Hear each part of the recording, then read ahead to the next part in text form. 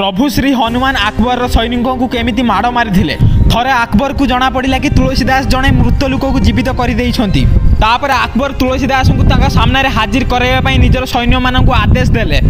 अकबर सैनिक तुलसीदास को कहले बादशाह तुमको सामने हाजिर होगापाई कहते। तुलसीदास कहले मोर तो जड़े बादशाह सी होउचंदी मोर प्रभु श्रीराम। यह कही तुलसीदास सेठाकू जीवाकू सीधा सीधा मना करदेले, जहाद्वारा अकबर बहुत क्रोधित होगला। तुलसीदास को जंजीर बांधी जबरदस्त नहीं आसला। अकबर कहला मु तुमको समस्त सामने मृत्युदंड देवी, देखा तुम प्रभु श्रीराम केमिति तुमको बचाइबे। तुलसीदास कहले छुटिया काम तो मोर प्रभु श्रीराम भक्त हनुमान करदे। अकबर आहरी क्रोधित होगला आ कहला एक कारागार रे बंद कर दियो। तुलसीदास हनुमान चालीसा पढ़ा आरंभ कले।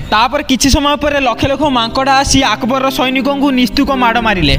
बीरबल कहला महाराज एमाने केही नुहंती, पूरा बानर सेना अटंती, एमाने तुलसीदास को बचाइबा आसी। यह शुणिया पर अकबर तुलसीदास को क्षमा मागिले। बंधुगण श्री हनुमान कमेंट रे जय श्री हनुमान निश्चित लिखंतु।